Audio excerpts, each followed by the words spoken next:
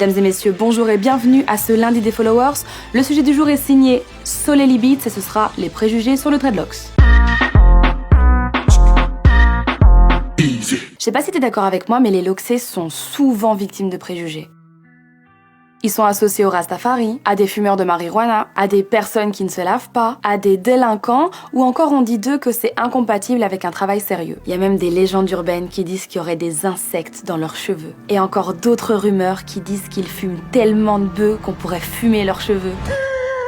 Alors le pire dans tout ça, c'est que les préjugés, ils existent en Occident, mais aussi sur les autres continents. Sur tous les continents, les locks ont vraiment la vie dure. Tu sais que les Africains eux-mêmes voient les locks d'un mauvais œil. Ces préjugés, on les retrouve partout, même dans les pubs. T'as vu cette pub d'Alliance ? C'est un mec, rasta, endormi.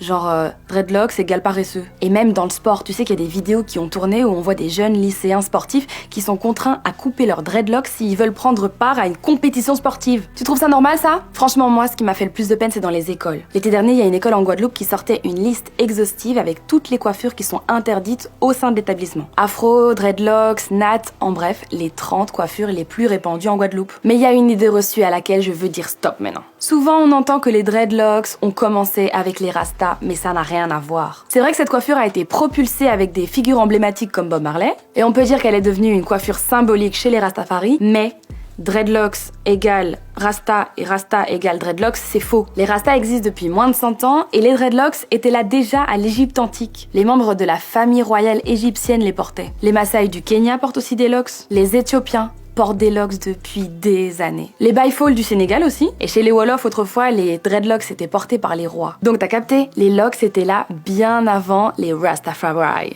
Si jamais tu le sais pas déjà, porter des locks, c'est esthétique mais c'est aussi identitaire. Être locksé, déjà, c'est porter fièrement son cheveu naturel. C'est vouloir le valoriser en tant qu'afrodescendant. C'est politique même. Donc quand on porte un afro ou des locks, on revendique quelque chose, même sans le savoir. Il y a un autre préjugé qui m'énerve de fou, c'est que les dreadlocks sont sales. Déjà, avant toute chose, les dreadlocks, c'est juste des cheveux emmêlés, hein, c'est tout. Mais pour avoir des locks qui tiennent et en bonne santé, il faut impérativement qu'ils soient propres. La saleté n'a rien à voir avec cette coiffure.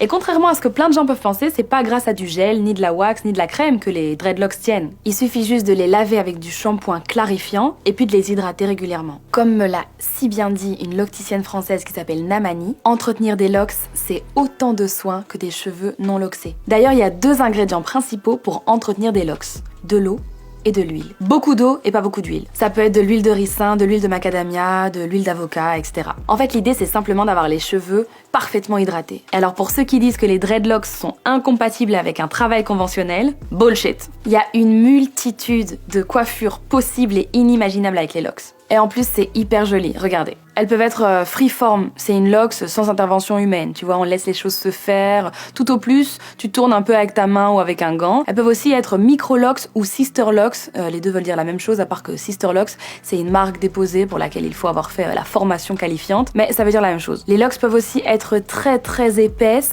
et puis même le coiffage peut être hyper diversifié. On peut les onduler, on fait des vanilles, on fait des chignons, on peut même les colorer, sans oublier qu'on peut les accessoiriser avec un foulard, un chapeau, un bonnet, etc.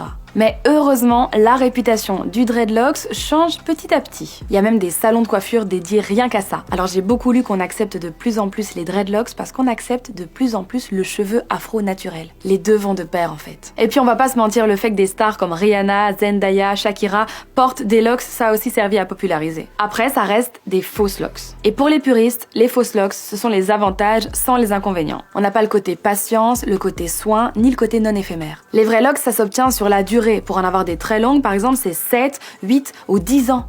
Après, le tenancier d'un salon de coiffure dédié aux locks, Stéphane Mouchel, explique que ça a beaucoup changé depuis ces 20 dernières années. Avant, il se voyait refuser l'entrée dans des restaurants, des boîtes de nuit. À cause de sa coiffure, maintenant c'est plus le cas. D'ailleurs, je sais pas si t'as vu, mais la Californie a interdit d'interdire l'afro. C'est le premier état américain à interdire la discrimination raciale par rapport aux cheveux. Après, quand tu vois des coiffures comme celle de Lauryn Hill, Whoopi Goldberg, Anthony Cavana, Tracy Chapman, Lenny Kravitz et plus récemment, Noam Diawara ou encore Alice Diop, on est d'accord que tu peux que valider, non? Moi, je suis bien tentée d'en faire un jour, mais c'est juste que ça prend du temps et j'ai pas trop de patience. Est-ce que toi t'en ferais? Dis-le moi en commentaire, je te fais un gros bisou.